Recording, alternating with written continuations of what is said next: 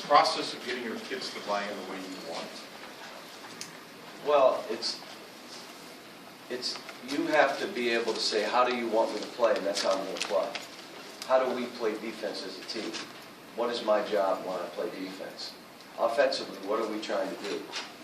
And then everybody's got to commit to playing that way. Now, it may not be the way you want to play, and then most likely is not the way you've ever played. But the only way you can really trust each other is you know what everybody's doing. I'm on the basketball court, and I know what the other four guys are doing because they've bought into how we're playing as a team. And those are the kind of breakdowns that we're having, especially on these runs. We'll just have 3 or 4 guys just do like, why'd you do that? Well, I was trying to, wait a minute, why did you do that? That's not how we're going to play. You know that. I know, I thought I was, don't think that. Just do what we're asking you to do.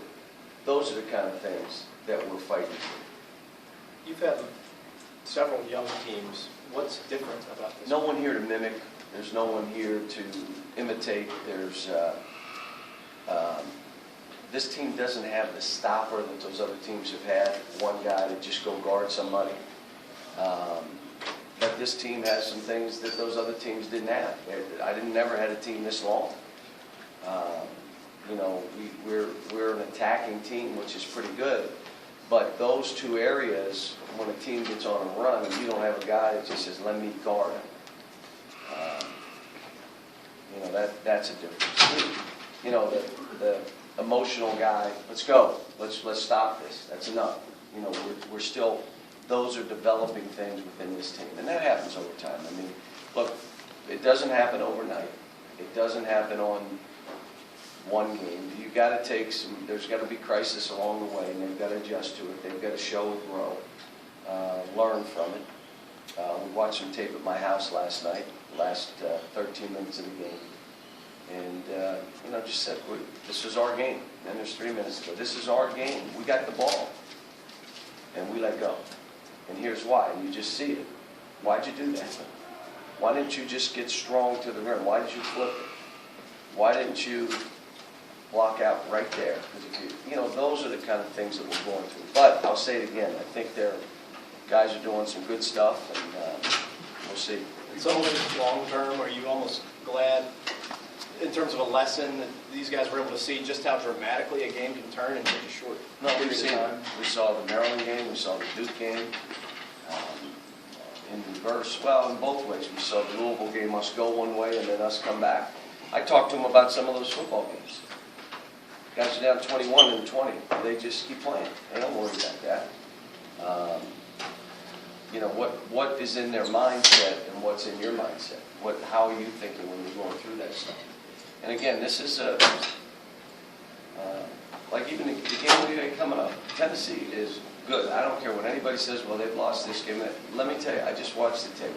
McCray, you know, can score with the best of them, and Stokes inside. The other guys that got veterans, you know, they are a good team. And it's going to be a hard challenge for these guys. It's another game in that list of games that you're going to have to play. This is a big game. You know, Stokes says we're winning in Rupp Arena. We're not losing in Rupp Arena. All right, how do you take on that challenge? Because I imagine he will be ready to play. John, what traits did DeAndre and Michael Kidd-Gilchrist have as a stopper that you would like to see? Took pride in it. They took pride in it. No, just said it's not acceptable. I'm playing you, and I'm not fouling you. There's a pride in that, and you've got to take that on as who you want to be. Did one of you guys Both of develop those guys have driven that trait to the NBA. Oklahoma City, Will's in there from Oklahoma City just told me they could not believe how hard he works and how he's toned his game back so that he's doing what he does well now versus trying to do all the other stuff. And DeAndre. How tough is that for a guy who's used to being the It's hard. star It's in hard. high school? Shooting all the balls. Yeah. Going at your pace. Let me go behind. I'm tired, so I'm not going to go hard. There's no sub for me.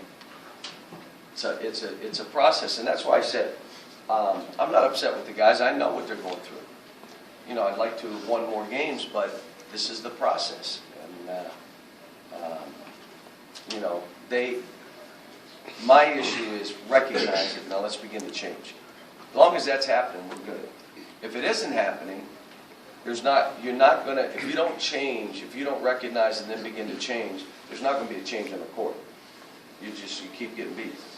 Now, if there is a change, again, my vision is there's no one late in the season who's going to want to play this team. We get it right.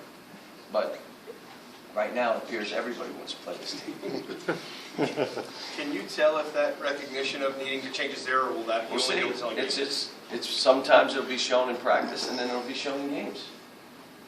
Do you have at winning time, at gut time, at that last 4 or 5 minutes? Are you going to take chances defensively? Are you not going to block out? Are you not going to come up with the ball? Are you going to leave your feet and foul? Then you haven't moved. That's exactly what we've been doing. And on offense, are you going to attempt an offensive rebound? Or if a guy turns and looks at you, do you stop? Or do you run around him to try to go rebound? Are you going to get fouled? Kyle, are you going to get yourself to the foul line? Julius, get yourself to the line. Maybe you can't get a shot. Get fouled.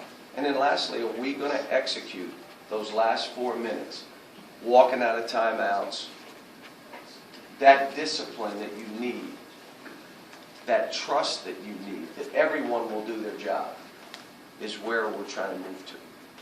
John, how much credit should we give Elston Turner, because He was great. passing also? Yeah, well, he scored his career high as a senior, the fifth-year senior. He was 26. He's averaging 15. So what he did was off the charts. I mean, and when we put a big on him, he stepped back even farther and shot it. There were no layups. There were 1 or 2 runners, one runner that wasn't bad. The rest of them were bombs and shots that he could make. He played an unbelievable game. And I thought our fans were great, which our fans are always great. They gave him an ovation. It's like, holy cow, this kid beat us by himself. And it wasn't true, but that 40 kind of put the dagger in us. Use that everybody's Super Bowl one all the time. Is a guy coming in and getting 40 like that? Yeah, oh, yeah. That sink in? Yeah, believe me, he got the tape of that. His grandchildren would be watching that too. And for Billy and their staff, that's a big deal. I mean, and that's what we're trying. There's got to be some fight and emotion when you play these games. You can't just go out and say, well, I don't have that in me. Then you're not going to compete at the level you need to compete. You got to have some emotion to you. And it doesn't have to be, but your game has to show it. It doesn't have to be verbal, but your game has to show it. So you can say, I don't like to be rah-rah. Great. Just show it with everything else that you're playing on. So that's the kind of stuff we're trying to bring out. Isn't John, Ernest the candidate? Possibly. For being the guy to do that? Possibly, but we need some other guys to do the same. You're going to need a stopper, obviously, at points along the season. Who do you turn to? Or? Maybe Archie, see if he can do it.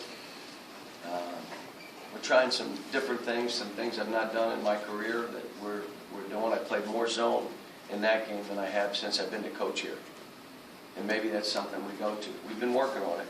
I mean, we've spent more time on zone defense in the last 2 weeks than we have in my entire coaching career. So we're trying to figure out what, the whole thing is, how do I put these guys in the best position to win? How do we create a trust that they need to win? How do we finish off in winning time and gut time? How do I get them to think the right way? How, when there's a run one way or another, they know how to stem the tide or keep it going. I mean, this is all new to these guys. John, it sounds like... Man-to-man obviously puts a premium on communications on the court, as you say. How does playing zone affect that with a young team that's not used to that? They got to still talk. They got to be active. The zone we're playing is a really active one, trying to just get them to run around and be probably more active than they would be on if they were playing man-to-man. Is it more of a matchup? No. No. Sounds like you think zone is probably the best thing, but No. you can't I bring hate yourself zone. to do I it. hate it. I hate it. I think what you do is you guard man-to-man and you sprinkle it in. I know there are teams that play solely zone. That's what they play. We've won a lot of games, a lot of league championships, a lot of league tournament championships, a lot of NCAA games playing man.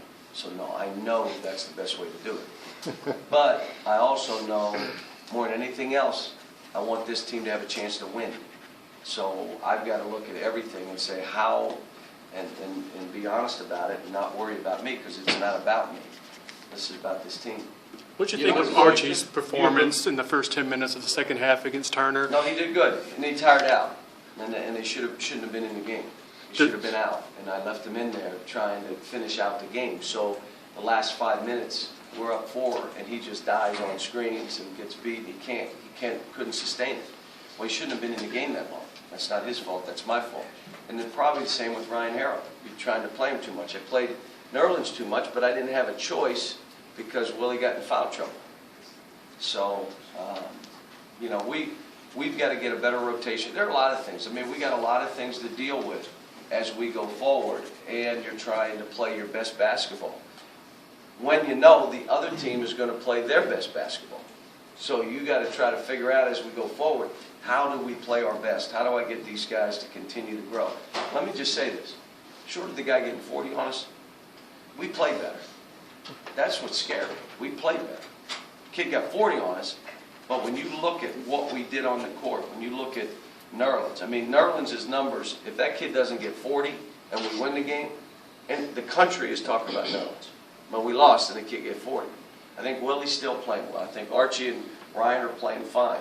I think you'll have Julius, and we're trying to get Alex. We're doing everything we can. And when I watched the tape, Alex played fine.